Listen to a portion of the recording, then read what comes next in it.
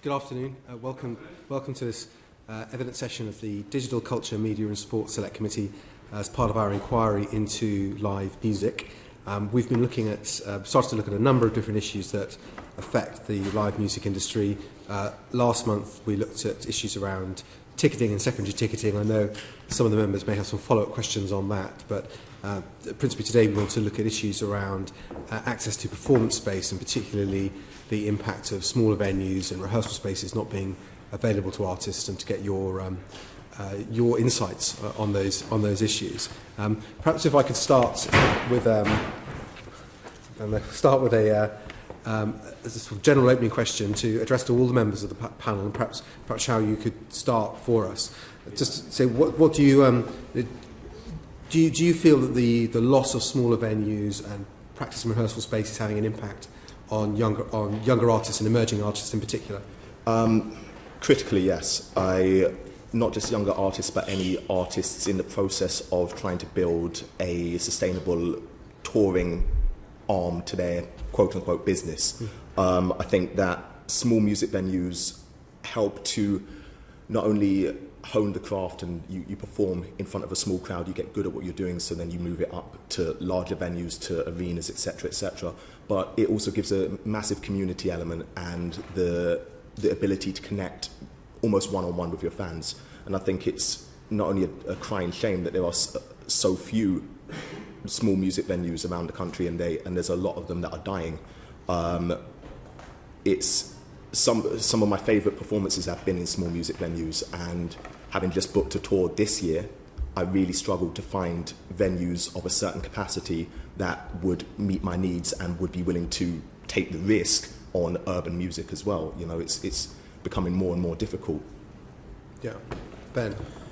Yeah, I think the easiest way to understand it is like an ecosystem. So if you strip out some of literally the grassroots is a beautiful image, but you take that out of the ecosystem, the music that we all take a lot of pride in as a country just wouldn't be there. I mean, we've heard a lot of artists talk about this subject when they get to the level, Frank Turner's and Ed Sheeran's talk about how important it was that they had that platform.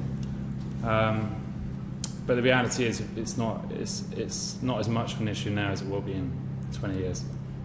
Yeah. So do you think it's having a sort of delayed impact? It'll be because it's about emerging artists that could be lost, people we don't yet know about. But absolutely, yeah. And I think we're trying to get ahead of the issue, basically. So moments like today are really important. It might not seem quite so sort of prevalent now, but when we kind of strip out the roots of our culture, it's definitely kind of 10 years, 20 years from now that we're definitely going to feel the downside of that. And if we get behind culturally as a country, I think we'll see major impacts across the whole span of our nation. Michelle, just going back to you on that, do you think that you said just been through the process of booking a tour? Do you think there are parts of the country which have been more badly affected by this than others? Yes, I would say any city or town which is not considered, first tier or second tier. There are parts of the country that I would love to perform in, where I have a fan base in, that don't have either a small music venue or any form of musical infrastructure like that. So maybe it's got an O2 Academy, or it's got a 500 capacity venue, but if you want 100 or 200, it's going to be very difficult. And that means that there's a vast array of people who are into music who aren't attending gigs, who could be, I think that there's more that can be done in terms of providing live music as entertainment and seeing it as a community affair that people just go out to have a good time at. I'll come to Mark before Jeff, because Mark, you represent the Music Venues Trust. What's your sense of how this is working across the country? I mean, do you agree with Shao that it's principally a problem in smaller towns and cities, or do you think it's a problem everywhere? It is a problem everywhere. It does vary as to how badly some towns and cities have been hit. There are some good examples of cities that have been less badly hit, Manchester particularly, and Glasgow, where although music venues have closed, other music venues have opened. They haven't necessarily completely filled the gaps, but we've definitely seen less impact in some of those cities. What we have seen, which is really crucial to the point that ShaoDow is making, is that when a music venue that was on the touring circuit, that was an established part of the way that we develop these artists. When that closes down in a small town, you can pick any of the towns around London. When it goes, it's extremely unlikely it's coming back under the current economic circumstances. And that is a very serious issue. I mean, Jeff, perhaps you could give us your insights on this, and also why your venue's been such a success. Thank you. Well, I think that, just in case you didn't know, the 100 Club is actually the oldest running live music venue anywhere on the planet. So when you have that as a handle, if you like, it makes things easier than it does for a lot of other venues, because there's a lot of history, there's a lot of heritage there. And I'm going to come at this with a slightly different angle. I mean, I could talk to you all day long about the issues I've had. I've been there 34 years. It's been in my family since 1958. My grandmother was a shareholder there, my dad was. And the issues that we have, the financial issues we have now, are more serious than they've ever been. And we've very, very nearly closed on more than one occasion over the last 10 years. But I co-wrote the report on grassroots music venues with Mark and a couple of other people, and one of the things that I came across was that in 2014, something like 70% of the headline acts at British festivals throughout the UK had played at the 100 Club at one point, and had, I'm sure that figure is very similar to a lot of other grassroots music venues as well. So bearing in mind the difficulty that we all find ourselves in, I think there's an impact here on everybody. I think that it's going to be very difficult, if the current closures continue, to think about who's going to be, say, the headliner at one of the Glastonbury festivals or Isle of Wight festivals, if there's no places left for these bands to play. I also think as well that there could be a huge impact on tourism. I think that places of history and heritage in art and music are very, very important and part of London's fabric. And I think if you speak to most people who visit London, they will tell you that if you ask them what the first thought that goes into their head about the UK, they will almost certainly say music. It's what we do, and we're still brilliant at it. And there are plenty of stats that I could give you, but one of the ones that I do know to be true is that we still produce 7% of all the records and downloads bought throughout the world, which is incredible, bearing in mind how small this group of islands is. So I think if this continues without any kind of help from whoever can help us, I think the impacts will be for everyone, not just for small or even large music venues. Is it changing the sorts of events you put on? Do you get more demand for Yes, we do. And one of the consequences, which is sad really, is that because there are so few live music venues now in London, we are one of the few places that promoters can come to.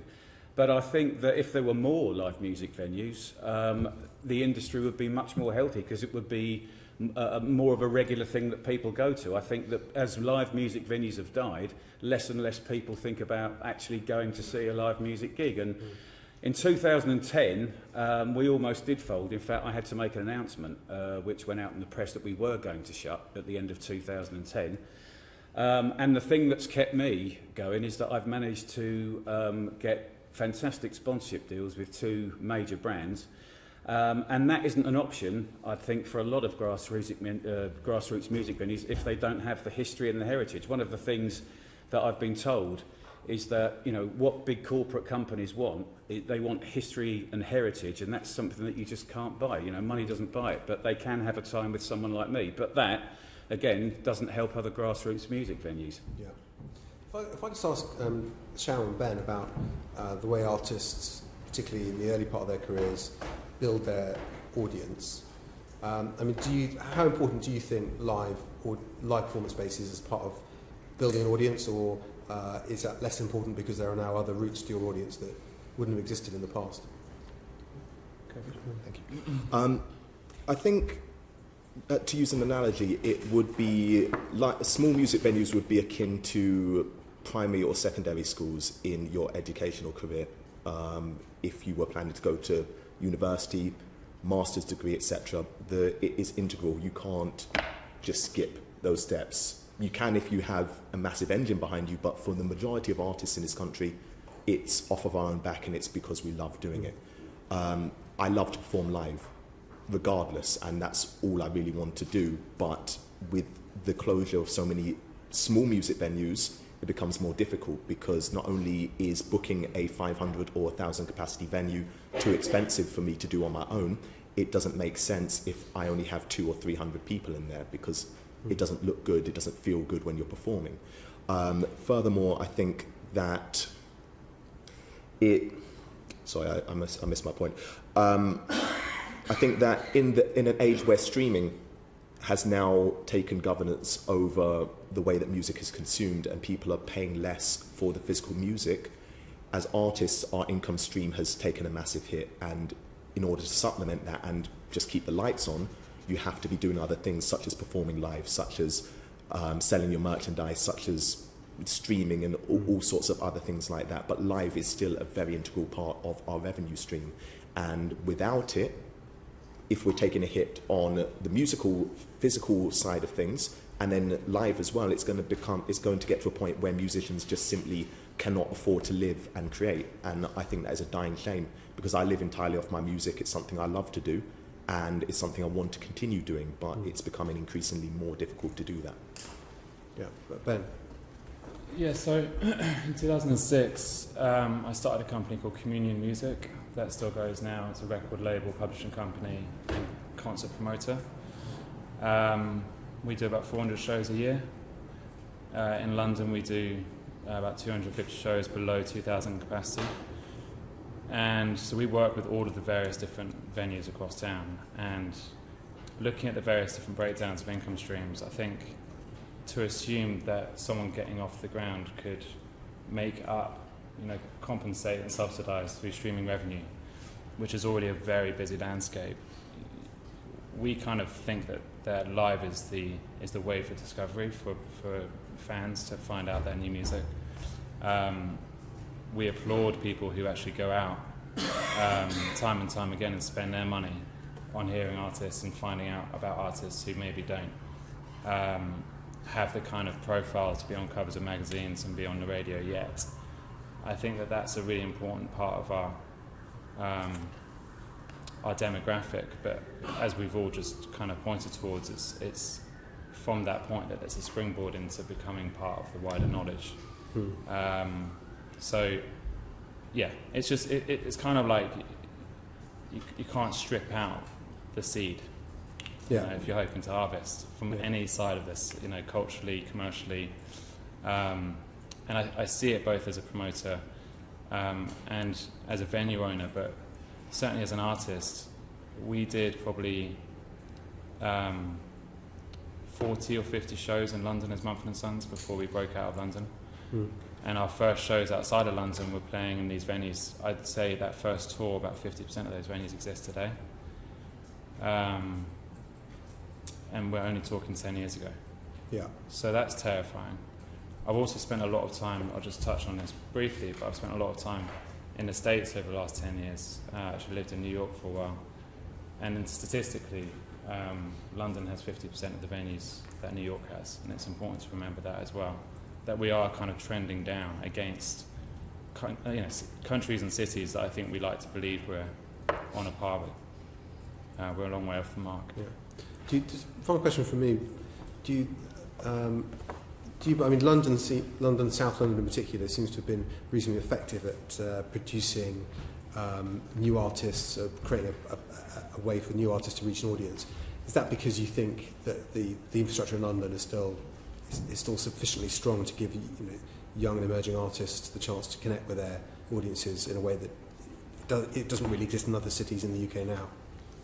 I think that it is strong in terms of the fact that there are still a lot of options in terms of music venues. So to give an example, for my tour, I had booked a London venue in King's Cross. About a month or so before the first date, they called me to say they were being closed down because they had had some trouble in the club that was unrelated to them, but due to their license, they were being closed down. That put me into panic mode, and I had to quickly try and find a replacement venue. Luckily, because it was London, I was able to, but the trouble was I lost out on the 14 plus element. The other small music venue could only do 18 plus. which on a side note I think is also very, very important, that younger people should be allowed to come to these small music venues, but that's a side point. Luckily, because it was London, there were many other options to choose from, but say it were somewhere like Oxford, Cambridge, Bournemouth, somewhere like that, I may have had to cancel that tour date just because of that one small issue. So luckily, yes, London has a lot of options, but there's not as many as I would hope for, and that is also quite scary, I think. Yeah. Critical question, Clive, and I'll come to you, John. I was just following up on what you were saying earlier on about how critical live performance is. But in terms of your revenue stream, could you just give us an idea? And this is a question to Ben as well. How much is the live performance, and how much is it the merchandise and selling the music online? How important to your revenue stream is live performance? Yeah, I mean, I could speak just on, certainly we know what the pay-through is, so just to break it down, if you're going to play a show, it depends where you are on the bill for a start, it depends how many of the tickets in that small venue that you're carrying, but let's just assume for a second that you're worth 200 tickets, you can bring in that much business to the venue. And you might get paid anywhere between £500 to £700 in a major market like London or Manchester. Out of that money, you're expected to pay for your own rehearsal, pay for the van, parking. Before you even get to worrying about your own living costs, it's basically a wash, and it continues to be a wash for quite some time. And so there's no kind of sense of it being a viable revenue stream. Everyone just sees it as being a way to get to the next, and it's kind of a lost leader. As far as I can see, it's a lost leader up until you're talking 1,200, 1,500 capacity for a national tour because of all the costs that you have to incur, and so you have to find other ways. People often work, certainly in my band, we all worked in day jobs for a long time up until we could actually transition over, and then you're compromising where you're focusing your energies. You're working just to be able to support your career, and there aren't many industries where we're trying to encourage growth in a sector where we're saying, at the same time, do you guys mind spending 40 hours a week doing something else? It's a little bit strange. So what would you expect to pay for a ticket then in those sorts of venues? You'd say 100, 200 venue.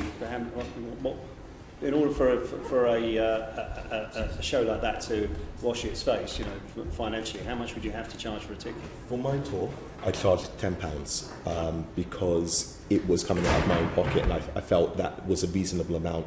I would have also been happy to charge £8. Anything less than that, I don't think I would have been able to survive. Luckily, with it, I managed to break even on it and make a small profit, but it was a very small profit. It wasn't enough for me to say I can do this alone and make a living from it. But that's not what I do it for. I perform and I run my own shows, etc., because that's what I love to do. And it's the same with these small music venues. They are not making a profit on the majority of their shows. They are putting on the shows because they love music and they're trying to bring something new to the forefront, which I think is exactly what they should be doing. The funny thing about this industry is that as soon as you start generating some sort of interest and a new crowd, you move on to larger venues, and all of the benefit that small music venue could have derived is given to a different venue. So what are these venues when they're not being used by performers like yourself? Are they pubs? Are they restaurants? Are they? To give an example of two venues I know quite very, very well, the Joiners in Southampton has a pub in the front, but they only ever open for live music. So they could operate as a pub, but they don't. They're only available for live music. I think the same with the Cellar in Oxford. They have the facilities to be a bar or a pub, but their primary function is as a live music venue. We have 470 venue members of a thing called the Music Venues Alliance now, and an analysis of those suggests that they're open 4.1 days per week for live music. They are increasingly taking on other activities. They're providing different types of music, some of which is not really part of this market. They're increasingly being forced to look at karaoke nights, tribute nights, where there is more evidence of a confirmed crowd. To pick up the point about what artists are making, when does a show wash its face? Shows don't wash their face at this level. We have analysed in depth 88 of those venues to get some kind of statistical view of what it is. 112% of the ticket money in those venues is being spent on promoting live music, which across all our members would mean that our members of 470 venues are investing around about £11 million a year of their own money in putting on live music across those 470 venues. The artists aren't making any money because they're trying to build their careers. These venues aren't making any money because there is no money to be made. They all sound mad, don't they? They are all a bit mad, to be honest, but the drivers of why they're doing it are not about being in a business. They're about communities of live music fans. They're established, iconic places within their communities. Somebody's decided at some point music should be really important to their town, and they've carried on doing that long after we've loaded them with costs and licensing and tariffs and everything else that makes it economically very, very mad situation to be in. Before, I'm just going to pick up on that, Mark, but before opening up Omeara, which is a venue that opened in London 2 years ago, I went to Mark a couple of times for consultation, and he said, do not rely on the venue component of the venue, which took me a while to get my head around. But basically, our operation is run where the venue component is a loss, 112%. It's actually a bit worse on our end. And luckily we have food and beverage, and we're basically as much hospitality as we are entertainment, but people wouldn't be coming down for the drinks and food if there wasn't the entertainment. And so you've got to look at the wider sphere of influence that these cultural centres bring. And there's revenue streams being derived. And if you take these kind of cultural cores out, then there won't be a reason to drive people. And there's a lot of, the work that Sound Diplomacy did on this can show kind of the secondary spend, the residual spends that people have. And so if we look at it in terms of sales tax or corporation tax on the companies that are existing around these venues, and you just replace them with another hotel or another supermarket, or you mess up the ecosystem of the mix of what we're offering in our cities. I think again, it will knock on in a way that isn't just about poor music industry, you haven't got, say, a new headliner at a festival. We're talking about something much more macro, kind of cross-industry as an issue. Yes. Charles Watley. Yes, thank you. Following immediately on from that, in a way, sort of everything's changed and nothing's changed, because I remember back in the day when everybody had keep music live stickers on their guitar cases, and pubs were opening up their top rooms and people were going, and the whole thing was burgeoning. But then we went through that period of pubs closing, 50 a week at one time, I think it was, across the country. So, and then the pub business model changed. But I wanted to ask you, is there something you feel that the major chains of pubs and so forth could be doing to encourage this? Because, as you've just pointed out, Ben, quite clearly, there is a symbiotic relationship between providing a music venue and providing food and beverage and so forth. Is there something that they're missing? Is there something we should be chasing here? When you say they, you mean the chains? The big chains, the Wetherspoons, the whoever. Yeah. Sorry. Yeah, I think we could all speak to it, but culturally you're asking a major booze chain, whether it be them or anyone else, to put their hands, potentially their expertise, into the cultural sector, which is probably the wrong way around. I would suggest that actually what we need to do is to encourage protecting the cultural sector, and then we need to be having this committee but with the hospitality part and saying, look, there's a great opportunity for you guys to be building around these new hubs and these new, that's rather than piggybacking culture onto where people are going for a drink anyway. If you do that, you end up in these karaoke situations where you just have tribute bands where people are happy to tap along to a song that they've heard 20, 30 keep it times. original, to move it on, Yeah. you need to look at it the other way around. You have to be And there's culture probably, first. with the big chains, a major licensing issue as well. You know, they wouldn't just be able to just suddenly open up as live music venues because the licenses, I imagine, wouldn't allow it. But on the other hand, of course, there are many established venues where the local planning has changed, and residential properties have grown up around them, creating licensing problems. I absolutely see that. So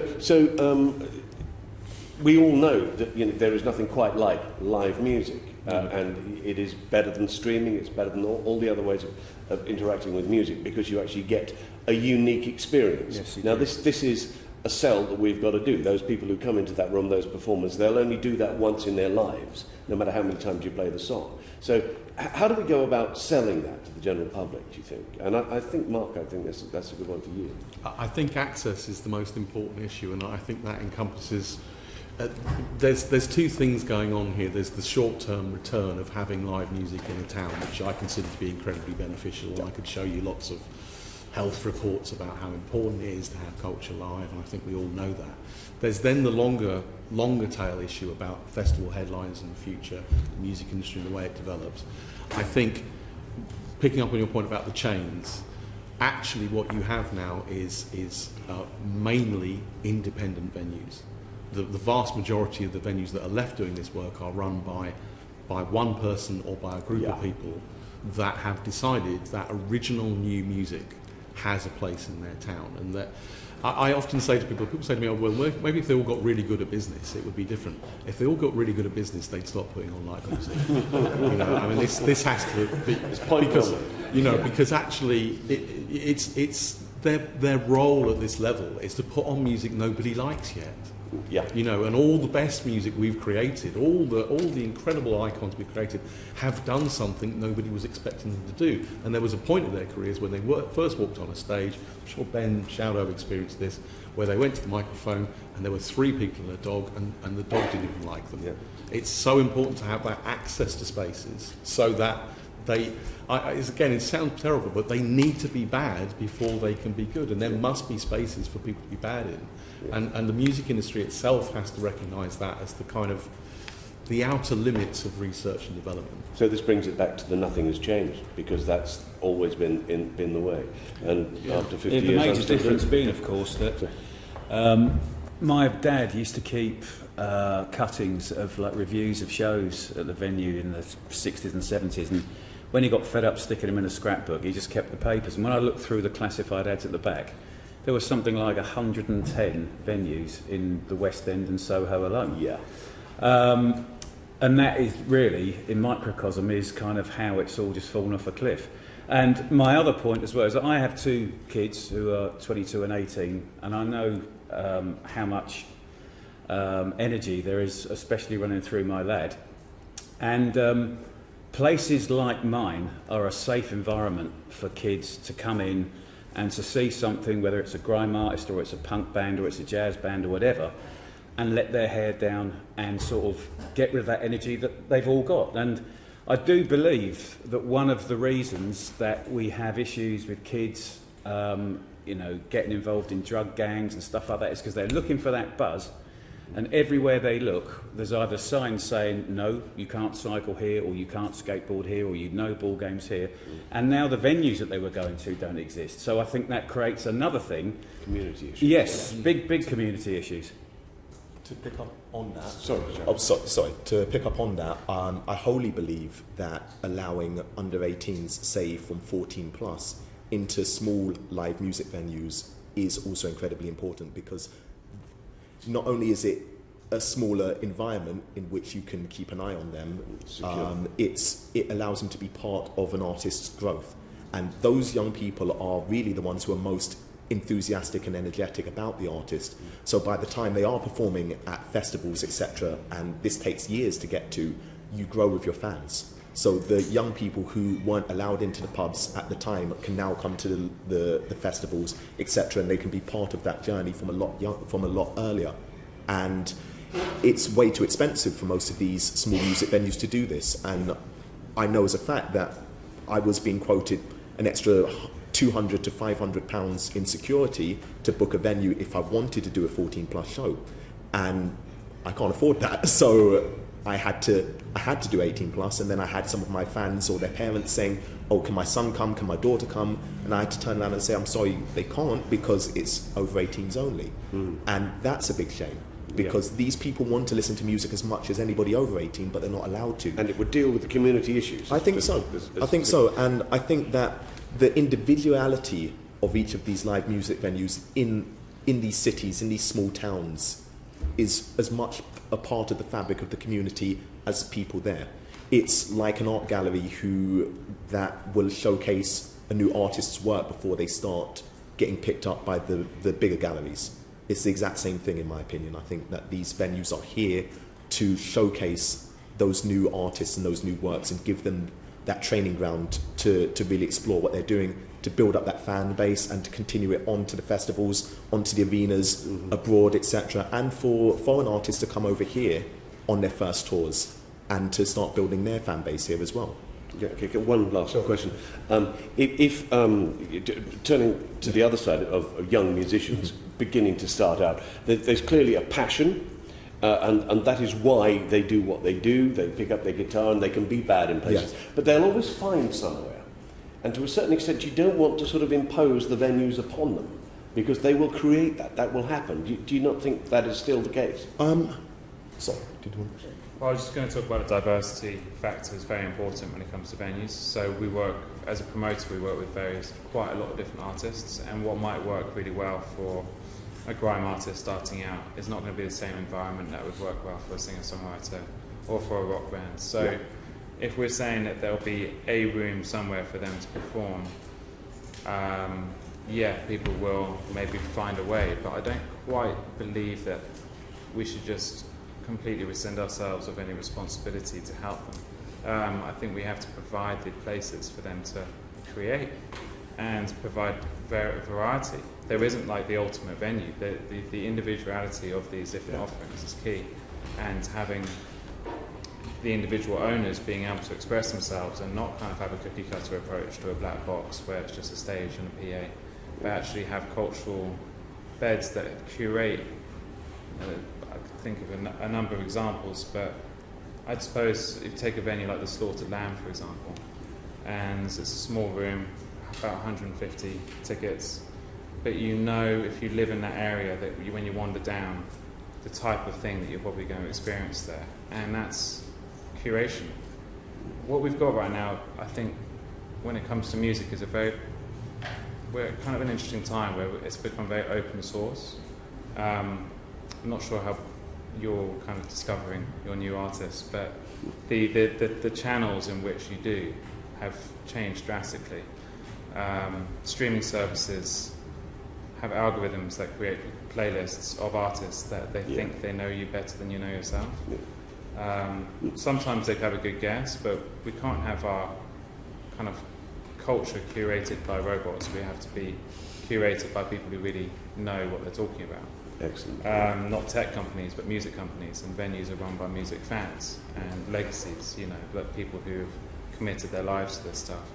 So I think, so my point basically being that, you could just go online right now and press play on literally millions of artists from anywhere in the world, but how's that going to help anything if we're not steering people to saying, this is good, this is not so good? Or just ask Alexa to play something nice.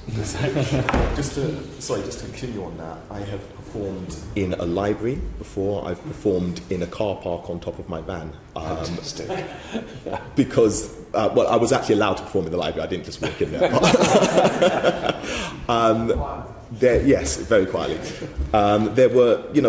There are gigs in my past which have been a bit different, but there is nothing like a venue with the right sound, with the right lighting, with the crowd who have come to see you, not just happen to be there and going about their business. They've actually come to this venue to see you.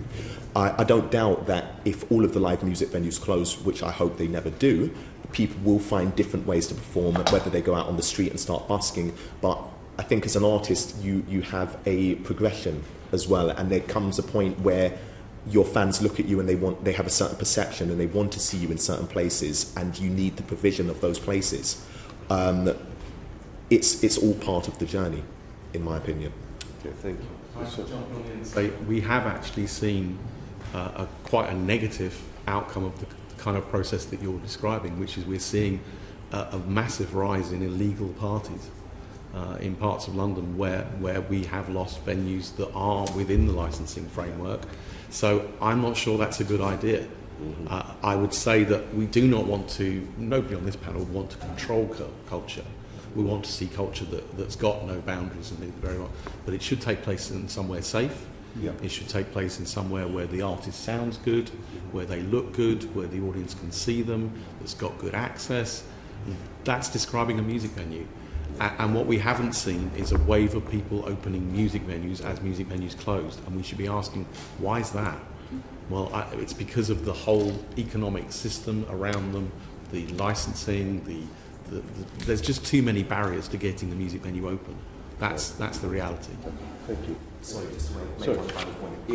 I just want to be clear that it's not just the artists who are starting out and the artists who haven't quite found themselves yet who are performing in these small music venues. It's a whole medleys of different musicians, and you get a totally different experience in a small music venue than you would in an arena, for example. And in my opinion, you make your best fans when you can look them in the eye, and I think it works. You hear them online, you hear them through streaming, you come to the show, you see them perform, and then you become a real fan. And those fans are the ones that give us artists a career.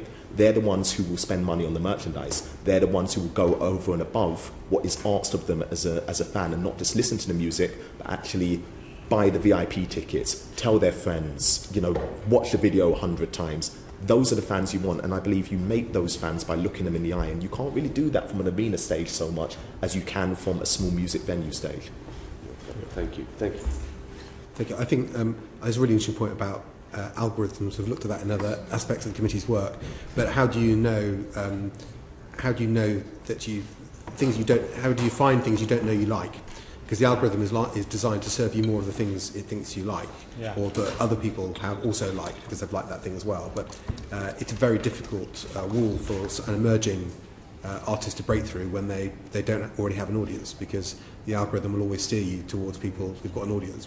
Absolutely, it's homogenisation, isn't it? It's almost exactly what that risk is. And if we want to push boundaries and stay, on the disproportionate output edge of culture globally, we need people, sort of cultural leaders or wayfinders who are willing to take risks. Yeah.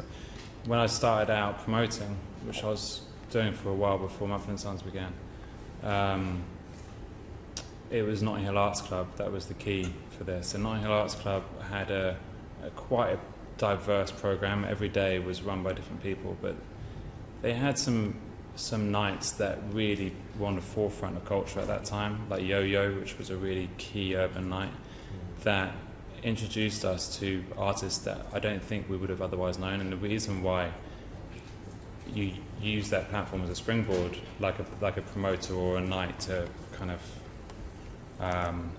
be a curator and encapsulate a range of different artists, is that the consumer can then trust a brand.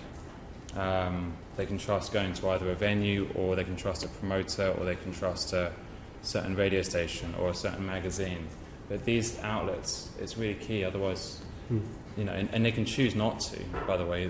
I definitely take Mark's point. We're not forcing any of this on people, but having the options, so you can choose to read a review of a certain magazine that you feel aligns with your own tastes, or you can go to a certain night that celebrates, a punk revival, because that's where your taste already lies, and you'll discover more artists down that path. It's kind of fascinating to think, and I feel like they're often the least celebrated parts of the industry.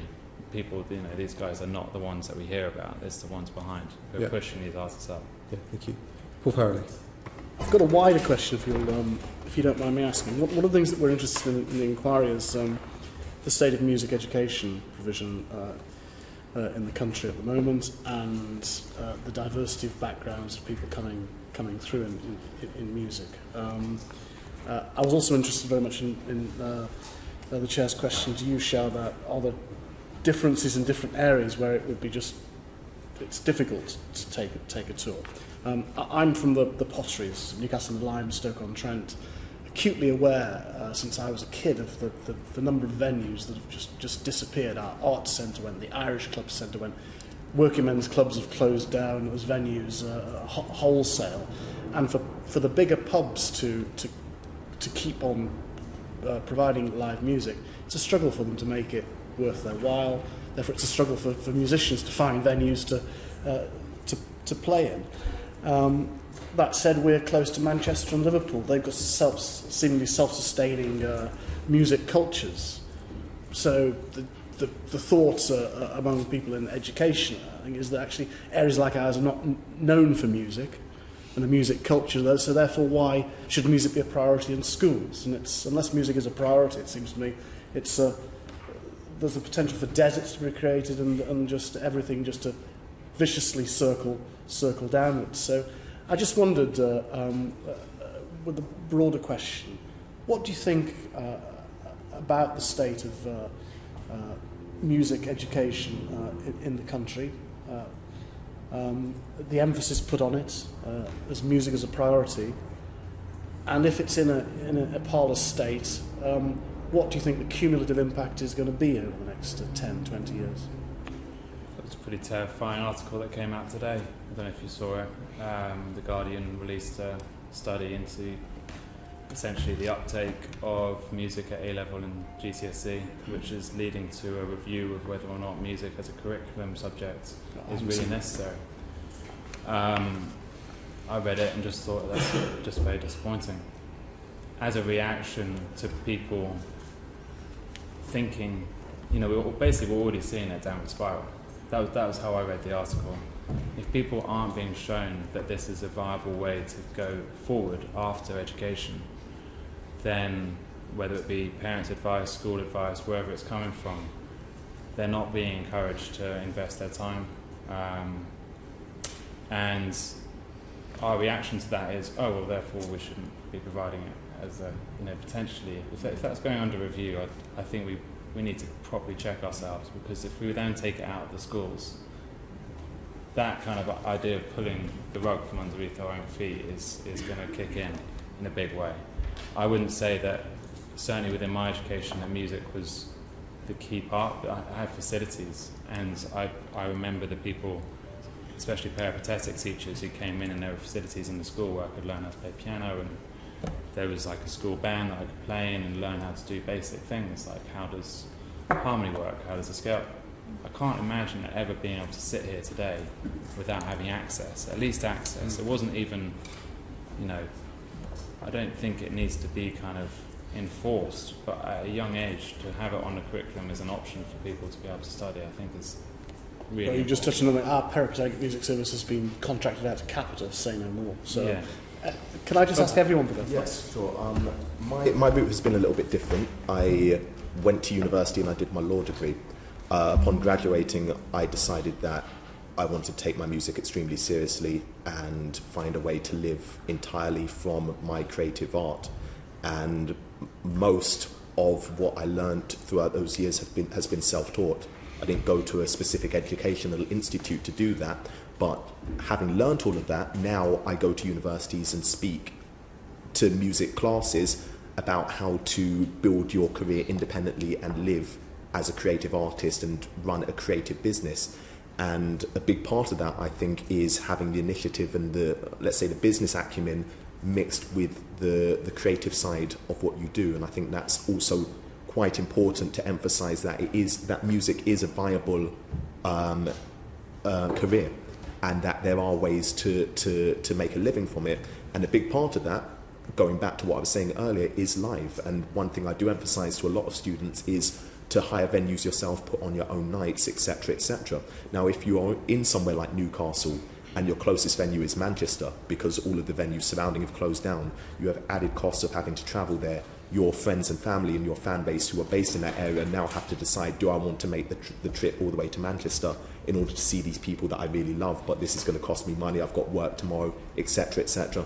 It's just adding barriers to entry to people who do want to see some good music. And I think the less barriers we have, hopefully the more people will actually start coming out and attending venues just as something to do of a night. Jeff? For me personally, it's not so long since my kids were at primary school, and I'm wondering whether the way music is taught could change, because I remember thinking, no matter how brilliant the teachers were, which they were, the style hadn't really moved on since I was at school many years ago. So I'm wondering if maybe, you know, with all the modern influences that are coming into music now, maybe schools should be thinking about adapting those and teaching kids, you know, for instance, kids that want to be rappers or whatever, because I doubt if there's many primary schools that teach kids how to do that, electronic music and stuff like that. I remember when my kids were at school, it was, you know, the teachers were great, but it was all quite classical stuff, kids playing recorders and pianos and stuff like that. I think that maybe needs to move on. The other thing as well is that we at the 100 Club have been involved in a couple of charitable events where we teach kids not just how to play musical instruments, but how to get involved in the industry as lighting engineers or sound engineers. And I think that part of it is also very valuable. Because not everyone can play an instrument, not everyone can sing, but there are still people that would like to be involved in it. So I think maybe an education, however it's done, which allows people to be part of the industry through just those two trades and there's many, many others, I think that would be really useful too, yeah. Mark, and also about your membership, disparities across the country in the priority place in different areas of music. I think when it comes to music education, looking broader than that, the jobs in the creative industries and the cultural sector are exploding. I think they're the fastest growing job sector in the country. When you look at the music industry, when I wander into record labels or the promoters or everything else, the first question we normally ask each other is, which failed band were you in? or how bad were you at the bass guitar? Because that's what's inspired people to join these things. For everybody stood on the stage at Wembley Stadium, there are hundreds of people working behind that person who have an extremely valuable job they're passionate about, that gives them a living within one of our best industries, the one that's exploding the most. If we take out the spur that showed them that they were interested in music, they'll go and get jobs elsewhere. They have lots of access to the gaming industry. They have lots of access to online attractions and entertainment. Where is their access to music that we take out of schools? I should declare an interest. I'm part of that horrible middle class, as I am now apparently, that I filled my house with musical instruments, and I now have two daughters who've got a band because they had access to musical instruments. One of them is hassling to go to see a gig on Friday. They want to go and see the Amity Affliction and Dream State, and the other one's currently camped outside the O2 waiting to see BTS. So that's great, because they've created themselves as music consumers. They're part of the ecosystem. They've got a band because they were exposed to music. My concern would be, not everybody's as old as I am about music, and not everybody's filled their house with musical instruments. So we need to make sure that access to musical instruments and that access to culture is written through our schools if we want to get people into this industry. And as Jeff's just mentioned, lighting engineers, sound engineers, tour managers, roadies, these people have got incredibly worthwhile careers because they were inspired at the age of 5 or 6 to plonk about on the piano. Turns out they're not going to be in Coldplay, but they are going to have a fantastic job in the music industry, which is a great industry to work in, you know, and it's one of the best industries we've got. It's the most thriving we've got. As Jeff said, I think that there's no harm in emphasising the music which is current today, because this is what the young people do listen to, grime, hip-hop. From my perspective, when I was in school, I wanted to learn the saxophone. They said, clarinet's the same thing, learn this. And so, so I did, because I really wanted to learn something, but... Chair, we'll get back to venues now, but just for the record, so I don't forget it for the future, one of my bugbears is to get an A star at A level, you have to get 95%. Where has that come from, and how off-putting is that to people who want to just do things where they're going to get an A star in? Anyway, I'll leave that there. Robbie Williams is from Stoke-on-Trent. So yeah, I know his mum. I should just drop in at the end of that. Again, what these venues are has evolved and it has changed. Many of our members are running music education programs to give young people in their communities access to a stage. They're showing them how the lighting desk work, how the mixing desk works. They're having them come in and put on a little show on a Monday afternoon when nobody else is using the venue. That access to that culture is incredibly important. Somebody mentioned earlier about, I think you mentioned about going from Stoke-on-Trent going to Manchester or going to Liverpool. Well, if I'm 14 years old and I've got an acoustic guitar and I've written 5 songs, have I really got to get on a train to Liverpool before I can put my foot on a stage and find out whether I like it or not?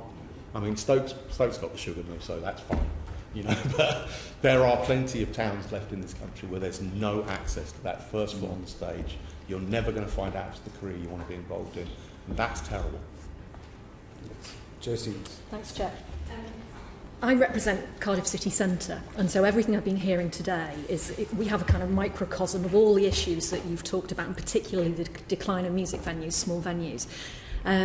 So what we're doing in Cardiff is trying to make Cardiff a UK music city and promoting, all the sorts of music and culture that we have in the city, working with all levels of local government, the devolved administration and Parliament. So what I'm interested in from you are solutions about what you think we can do as legislators, working with other elected representatives to help live music venues not just sustain themselves but thrive in the future. What could we do? Mark, do you want to kick off? The Music Cities movement is an international movement, and I was involved in the first Music Canada report on that called Mastering a Music City, and it's a very interesting kind of social and economic and cultural picture of how you build a city that's a thriving music location. Within that structure, there is a thing called the venue ladder, and that venue ladder must exist for you to not just generate new fantastic artists, but also to retain them. So when you come to somewhere like Cardiff, you're very fortunate in Cardiff that you do have entry-level places that people can go and work out what they're going to do. Then they can move up, and eventually they can go to, I think it's called the Principality Stadium now. Millennium. Yeah, okay, the Millennium. I still call it the Millennium. Yeah, so that's a functioning model. I think your question is what should government do, really? We put in a written submission, which I'm sure you've all seen, but there is a lot of soft power around this that can be exercised around very simple things like parking. Musicians need to park near the venue. They can't haul the gear 200 metres up. Cardiff has got quite a big problem with parking around Womerby Street. So those are little soft things you can do. It all hinges on one thing, though, and that one thing is about cultural parity. Cultural parity in legislation, so that we aren't asking music venues, which are culturally vital zones, little things of productivity, we're not asking them to do something that we wouldn't ask theatres to do. We're not asking them to do something that art centres aren't expected to do, or museums. We give them that cultural parity, and that could influence all the legislation around that. And I would extend that to things like business rates, which are crippling music venues at the moment. 38% is the average rise. Jeff will tell you, I think it's 48%. 47% mine went up, yeah. Went up in 1 year, which is completely unsustainable in what you've already heard is a profit margin tiny thing that's keeping them open. When they receive a new bill that's 47% higher, how are they going to pay that without changing the cultural offer that they're doing?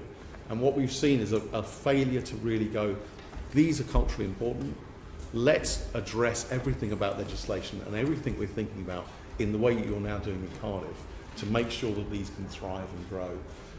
I can send you a long list of little things that you could do, But there's been great movement on agent of change, for example, which we all know between UK Music and Music Venue Trust Musicians Union. It's been a really important piece of legislation. But I have to tell you, it did take 3 years. And this is an urgent matter now. 3 venues closed last week. Yeah. 3. I was going to follow up before the others come in on the first question on agent of change. So obviously we introduced it in Wales in, I think it was March 2017, something like that. We've got the bill currently going through Parliament here for England. Scotland, I think there's a bill going through. But as you say, in the meantime, there are venues still closing. Do you think planning guidance is enough, or do you think we need actual legislation around those principles? The guidance that's in the National Planning Policy Framework is interesting because actually what it does is reinforce things that were really already hidden in there. I think the work that's being done in Wales at Welsh Government level on this is really interesting because we put in a lot of evidence and we told them what was happening, and with the help of people like you and the big campaign around Woburn Street, I think everybody really understood that. And the first draft of the new legislation and the new planning framework came back, didn't mention music venues. So maybe I don't understand how legal frameworks work or planning frameworks work enough to just say, okay, so you did a review to make sure that you would protect music venues, and at the outset of it, what you sent to us didn't actually mention music venues. And the problem with that is that you end up with people interpreting it. You say, oh, we want to protect cultural spaces. Well, what about if the licensing officer or the planning officer doesn't think a music venue is a cultural space? Why don't we just say what they are and say what we mean? I think that level of kind of opaque language wasn't very helpful. We did actually immediately write back, and I'm very pleased to say that the latest version I've said says cultural spaces, and in brackets it says music venues first of all, which is probably annoying to theatres, but at least that feels like progress to us. But I think it's got to be explicit. This is really urgent to get on top of this. And I think actually we need to really look at everything we can do. To come back to your point about, I want to see people opening music venues. What are we doing legislatively and in terms of taxation and everything else we can do to make it viable to open a new music venue? Because then young people will do that instead of holding an illegal party. Thank you. Did anyone else want to come in on that? Just exactly where you left off. I've been doing quite a lot of work in the States recently, and one of the policies that they've adopted at a government level is to incentivise property developers, giving them various tax incentives or relief around these kind of economic development zones, and then they also chair meetings between property developers who are obviously just trying to commercially, grow and pay out their financing, but connecting them with the cultural centres, as I pointed out earlier. If you were to look at a scheme in a zone, a redevelopment zone, there's been some amazing redevelopment zones in Cardiff, which has been amazing to watch actually. But a lot of those have actually been underpinned by cultural hubs, because then either cultural or sports hubs, is relevant to this committee, I'm sure, but you put these places in and it means you can hang off the back of it retail, residential, offices. I'm fairly involved in the redevelopment of the King's Cross estate at the moment, and you look at Central St Martin's, you look at what they're doing with what their plan is around venues and theatres, and it just doesn't feel like the mix would work without it. So I feel like we could take a bit of a longer view. I suppose that's what I've noticed in the States, is that they're saying in the short term we're going to encourage that economic growth by having these property developers come in and work with venues and slap a grassroots venue in the middle of that scheme and watch it be relevant to people who want to move there. And then in the long term, you get the benefit. You get the benefit of moving into these towns. You get the benefit of people wanting to spend money in that area. I mean, what's the point for the local city revenue if you're looking at a city that doesn't have that and then they're travelling to somewhere else? It's not helpful for the growth of that town, village, city, whatever it might be.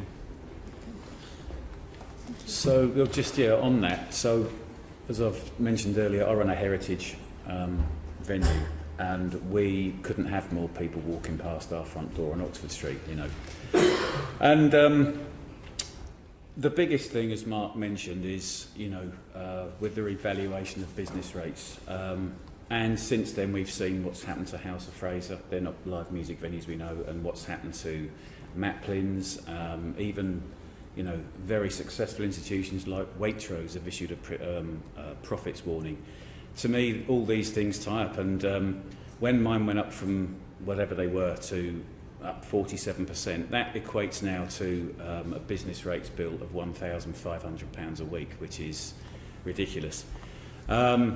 But the other thing as well that I just have to say is that, you know, I've applied for every type of relief, including hardship relief, which I found very difficult to do. I've got to be honest. I had to go into a committee room somewhere off Trafalgar Square and speak to 7 people on one side of a desk and me on this side, and to explain to them why I couldn't pay business rates, which I said, well, because you've put them up 47%. It's as simple as that. And the whole process was quite humiliating, really, because you sort of feel, I mean, I've never been to a parole board meeting before, but I'd imagine they're quite similar. And the other thing was that, you know, I'm talking individually now, but it must happen to a lot of people. You know, my family have paid business rates for 60 years. You know, my grandmother, as I said, goes right back to 1958. To suddenly have to appear at this committee for hardship relief because the business rates have gone up 47% is just mad. Anyway, the outcome was that I got relief for 50%, which helps, but that was really only what I was paying the year before, and so it's still a problem. And I think that, you know, as I've mentioned, you see what's happening in the high street now, not just with live music venues. I think it is a serious, serious problem. For any business like mine that's independent, I think it has to be seriously looked at, because I've been very lucky, as I mentioned. I've had 2 amazing deals. I have a brilliant partner in Fred Perry right now, who, without their help and their commitment to me, the 100 Club would not be existing now. And as I said at the top of this meeting, unfortunately, not every grassroots music venue has the history and heritage that are going to attract somebody like that. So I think business rates at the moment are me top of the agenda to be looking at, really. That's great. Ian Lucas. Sorry, go on. Oh, no, I was speaking with the Cell at Oxford this morning, and they gave me quite a helpful breakdown of how things work for them. If they were to get, say, 80% to 100% capacity, they can pay the artists, they can pay the sound engineers, they can pay the security, they can keep their doors open a little longer. They make whatever profit they do make on selling drinks. And I think the tax involved with alcohol is hitting them very hard as well. And to emphasise business rates, yes, but I also think alcohol tax is an issue for them. It's not just about protecting these venues. I think it's also about supporting them as well, because they're not traditional businesses. They're not here to make a profit and to expand themselves. They are as they are, and they help artists move on to the next level. And I think that they need as much support as possible, whether that be financial, administrative, because some of these venues are just 2 people who are full-time there, and the rest is just support and volunteers and things like that. I'm sure Mark can confirm for me, but over in Europe, the venues get a great deal of support. If I were to tour over in Europe, I'm guaranteed a certain amount of money. Over here, it's a lot of negotiation, simply because the venues can't afford to pay, because they're not getting enough people through the door, or if they are, their costs are way too high. So what I don't want to see is artists jumping on the Eurostar or catching a plane over to Europe and building their career over there because they can actually make a living when they live in this country. That doesn't make any sense to me. But it is something which could legitimately happen if we keep going down this route. It has started to happen as well. I mean, I've had recently bands flying from America that are doing one stop, which is at my venue, because the bands want to play there, and then doing everything else in Europe, because the ShaoDow's just said they're making a lot more money, they're being treated better, they're being put up in better hotels, better accommodation, because the promoter has the money, because the local cities where they're working welcome the fact that there's this amazing event happening in their town. The hotels profit for it, the transport infrastructure profits from it, the cafes, the bars, everyone. And I think that kind of bigger picture thinking really needs to happen in the UK. I really do. Jeff, just quickly, Chuck.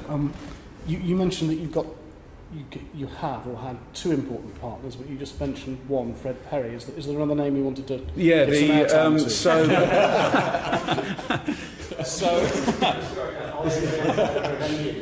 Is this being broadcast live? Yes, it is. So BMW. Yeah. No, so back in 2010, we basically knew that we would be trading with it while insolvent if we continued. So we made the decision, right, we have to finish at the end of the year. And whether you know or don't know, Paul McCartney decided that he wanted to come and do a show at the club to highlight its importance because of the history and everything else. And sat reading this piece, which was on the front page of the Evening Standard, was a guy called Richard Copcutt, who at the time was the MD for Converse UK and happened to be a drummer in a punk band at the club in the 1980s. And I've never had that conversation with him, how he went from a drummer in a punk band to becoming the MD of Converse. But anyway, it's for another day.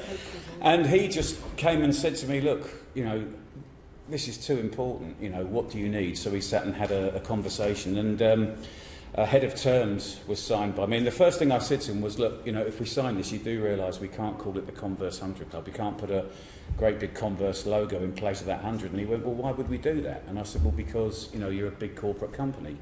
And he went, Jeff, if you sign this and you start working with us, you'll realise that we don't work like that. And he was to his word. And then we got to the end of 2016 and Converse decided it wasn't for them anymore, which is absolutely fair enough. They'd given us 6 years support, and without them wouldn't be there. And Fred, who I'd had a previous relationship with, I called the chairman, who I know well, and he said, Jeff, let's speak. And I think it took us 2 meetings in 3 weeks for Fred to sign off. And they've been absolutely amazing. Some of the stuff, I mean, we had an amazing event there on Sunday, which involved young bands from all over.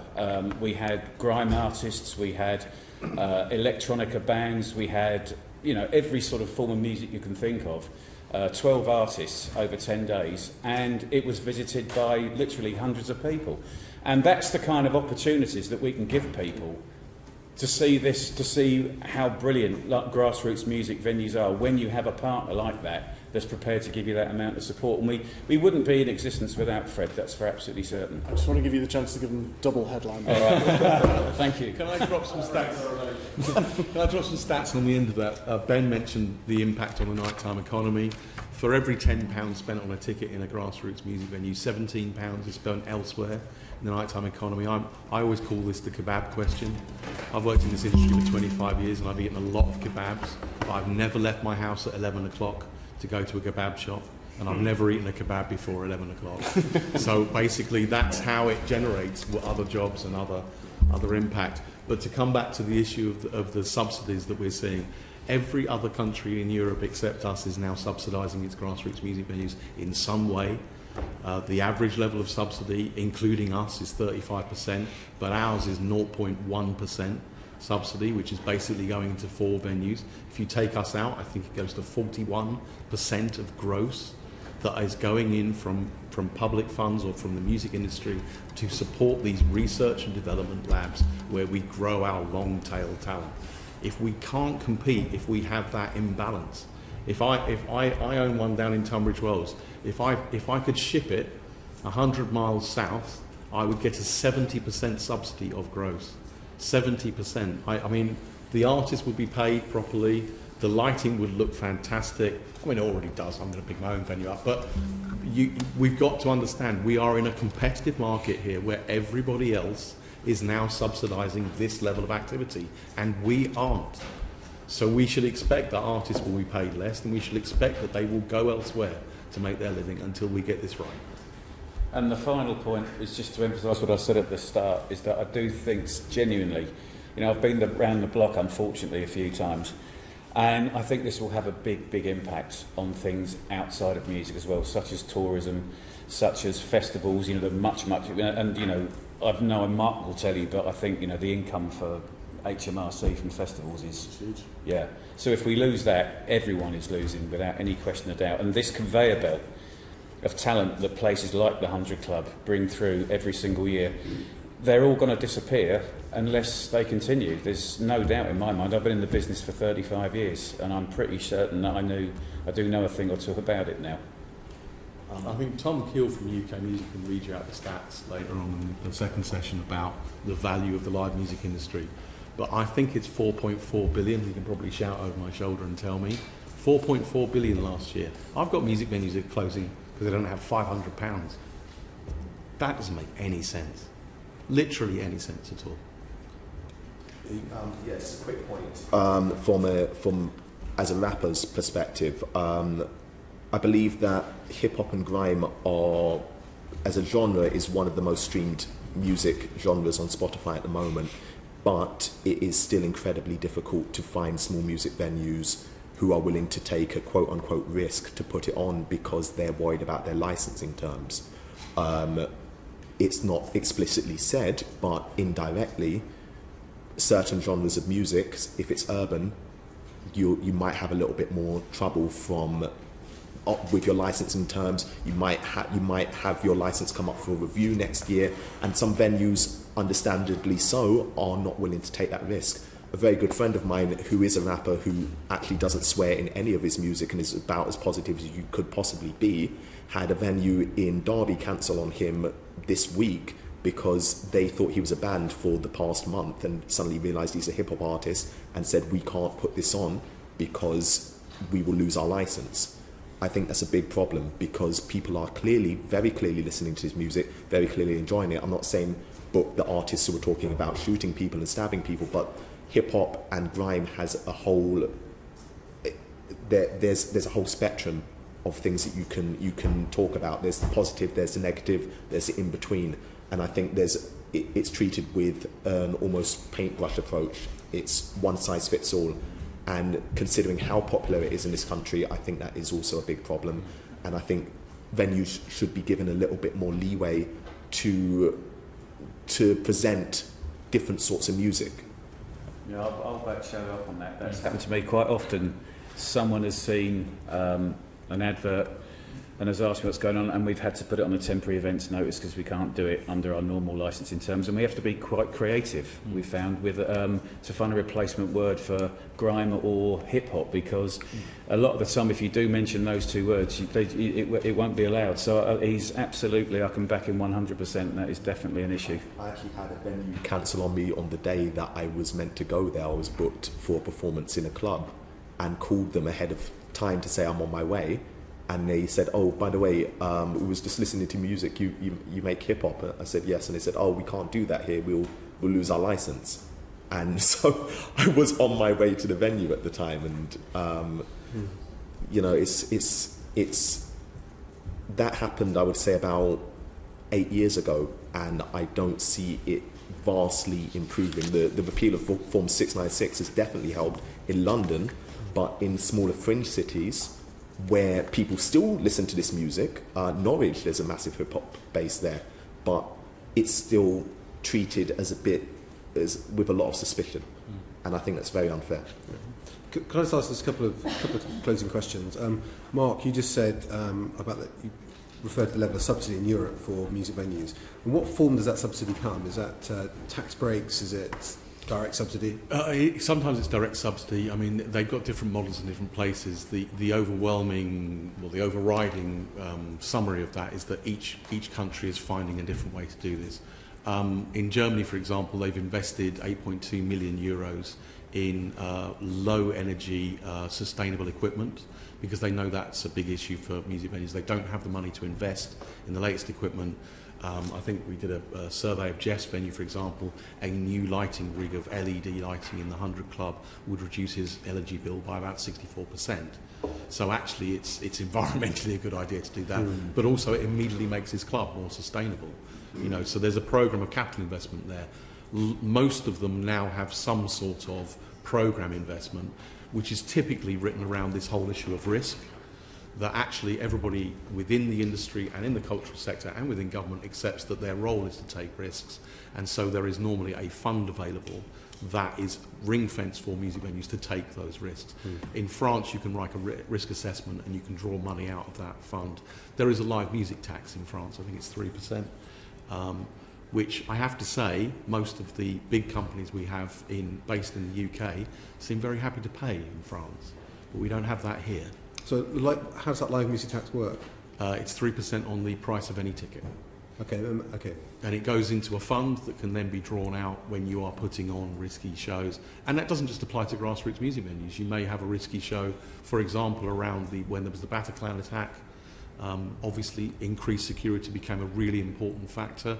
They still needed these shows to go ahead, so people started drawing money out of that to pay for additional security. We're talking about what we would describe as a pipeline investment fund, and that's what's happening everywhere in Europe, and that's what ultimately we have to do here.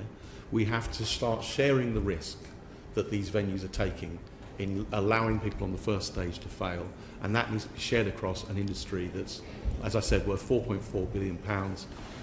There's a lot we could talk about the Arts Council. Yeah. Okay. You know, and I think it's often seen that we seem publicly very critical of the Arts Council. We're not, actually. I'm quite critical of the evidence they've sent to you, but I think that's something you should ask Darren Henley about. But I think that's not the issue. Is everywhere else this has happened, it has happened in a process in which the distribution of cultural funding by a single organisation, first of all, that organisation says we can do this and we can help grassroots music venues, and eventually another mechanism is found. I'd like to short-circuit that process here and immediately go to the point where we go, the Arts Council themselves can recognise they don't have the funding and they don't have the process to do this. We need to find a way to really fast-track this so we stop losing venues. And there is plenty of money available. I worked out on a base of our 88 venues, taking all the loss that those venues are making on live music at the moment would cost £11 million. Now, I think that's a tiny amount of money within our cultural budget. £11 million for 470 venues to stop losing money. That we should be able to find that overnight. And if we can't find it through the cultural envelope of money that we have, which we know is shrinking because of the lottery issues, if we can't find it that way, I'm sure we can find it in the £4.4 billion that the live music industry is generating. Thank you. ShaoDow, just one thing I want to ask about. You mentioned that the issues around with hip-hop and grime artists getting places to perform, but also that it's the most one of the most heavily streamed genres of music on Spotify.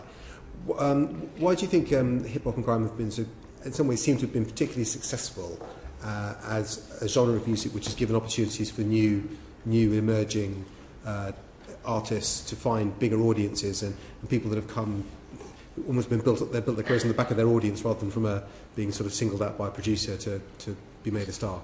I think hip-hop and grime has always had an entrepreneurial and independent streak to it. There's been a lot of do as much yourself as you possibly can until you get to a point where people recognise, but also because you are literally just speaking your truth. You're speaking about things that you see, that you experience, that ironically the people who live around you and who live in your area also see and experience. So I feel like people can really resonate a lot more with that, especially the young people who use streaming, who watch YouTube, who talk to their friends, who share the music.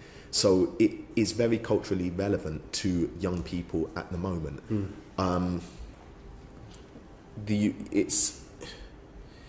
It's just very difficult when you want to do it full time, and I have been doing this full time for, I would say, about 7 to 8 years, and a lot of what I do, whilst it is music related, is not as music related as I want it to be.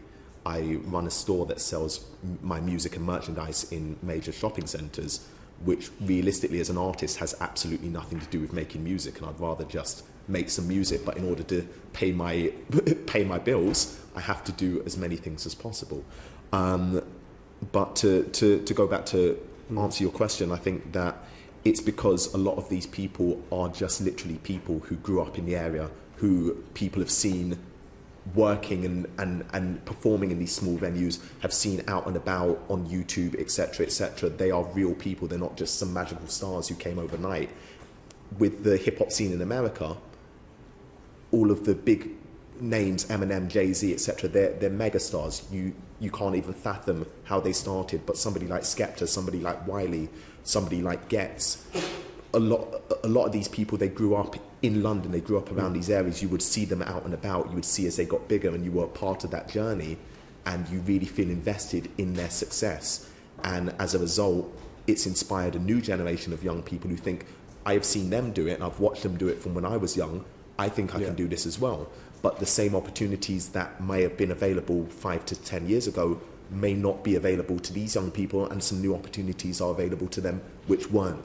But ultimately, if you're able to make money from music, and if you're able to perform and make a full-time living, especially touring as an urban artist or as a hip-hop and grime artist, it means that you don't have to do other things. You know, you can focus your attention on what it is you're good at, maybe not work a part-time job, maybe not have to spend all of your time focusing on making money just so that you can make music. You can just focus on what it is you're good at and what you love to do.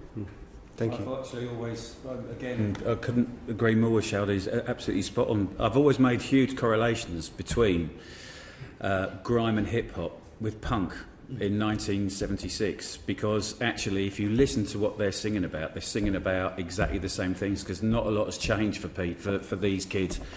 And I think the correlations are there, and I've quite often said that for me, you know, I've got punk through me like a stick of rock. I may not look it, but I have. And for me, the correlations are all too clear. And it's exactly that sort of do-it-yourself, going down that road of producing everything, not going with big labels and getting ripped off. And I think it's a really, really important part of our culture now, because it's delivering a very, very strong message, and a very pertinent one as well. And it, like the punks, we all know what everyone thought of the punks in '76. They're facing similar problems. Yeah. And and is it the added advantage that South London is a big enough audience in South London to give it momentum as well? Is that? I think the UK is bigger than London, yeah. And I think that it's very dangerous to just assume that music only exists in London, or that everybody will just come to London to... I mean, I have fans across the country.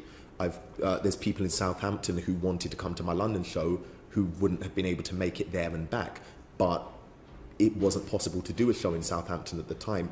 There's people all across the country, and I think the musician should go to the music listeners as much as the music listeners need to come to the musicians. But if the venues aren't there for us to do that, then it becomes a lot more difficult. Then you have to perform in a library, then you have to perform in a car park, etc., etc. I suppose I meant that if you were starting in London, it's not a bad place to start. Oh, sorry, it's certainly not a bad place to start, but again, you know, Manchester is becoming more relevant with Bugsy Malone. There's there's the Birmingham music scene. There's many other music scenes for grime and hip hop which deserve to have that opportunity to grow. But without the infrastructure that London has, it's going to be a lot more difficult to do that. Yeah. But yes, in London, it is certainly easier than other parts of the country. Thank you. The final question from Clive Effort. One really quick question, just on a slightly different subject. South London is certainly a good place to start, no question about that. Is there enough accessible, affordable rehearsal space away from live audiences? You know, because I mean that's a big part of becoming a live band. You know, I turned up in many a grubby hole before I realised I wasn't the next Paul Rodgers. You know, so I think other people have realised that long before I did. But it took a lot of time. You know, usually or under a railway arch somewhere like that. But do we have the space for that sort of creative, you know, development? No, not enough. A bit like the music venues. Although I think the way that people can rehearse has changed a little bit. So if we take, for instance, the hip hop and grime scene, the development from literally being in your bedroom with your laptop to taking it on stage is not as complicated as that. So I'm going to pick up on everything that everybody said, which is to say that all of these scenes revolve around the authenticity. You know, and actually, in fact, we've got a big explosion in British guitar music coming out of young people at the moment. That's happening in most of our big town cities, and certainly in our northern towns like Doncaster has got the Blinders. In London we've got Sister Ray. These are all new young bands that are suddenly finding their authentic voice. So we've got all these kind of brilliant bubbling up stuff. They've managed to find a way to get to the rehearsal spaces. They've managed to find their way to the remaining music venues. But we should be making it a lot easier for those authentic voices to come through. I think that's the thing that runs through all of this. It's about access to these opportunities. It's worth having a look at the various different business models. I don't know how much access you guys can get on this stuff, but rehearsal spaces are pretty brutal because you don't go there to really do anything but be in a room, and they can't. Their prices are set by the demand and how much people are willing to pay to go into that room. So you go back to the example of a gig fee and breaking that down into parking and getting into the rehearsal room. There really isn't an opportunity for more than I think the going rate is probably somewhere between £50 and £100 an hour. So if you compare that as a space use to some of the other things that people are using under archways. I mean, Omeara is under an archway, so I've got quite a lot of information about the use of those 8,000 Network Rail properties. and it's just getting more and more competitive out there. So I don't think, aside from some of the stuff that has been suggested today, that we have all the answers here. But it's worth understanding the value chain a bit better, seeing where people's disposable income is being spent and how that's flowing through to the end users, whether it be the people providing venue facilities, rehearsal facilities, going through into education. And I think the mistake is just to kind of miss out on the £17, on the £10. That's what's been going wrong. It's been a revelation in my life, is to see it as the spend around the industry is where we need to kind of bring that back in and to harness it rather than taking it out of the industry, in whatever shape or form that might be.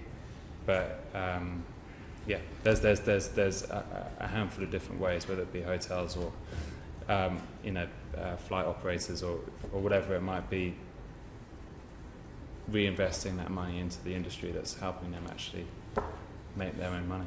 I think you're describing a downward spiral there as well. If the music venues at this level are unable to pay the amount that the artist really needs to make their show work, then that downward spirals to the amount they can pay the rehearsal studio, who've probably also got a business rate increase that they can't afford as well. So you're kind of looking at a series of external pressures that are driving people out of business.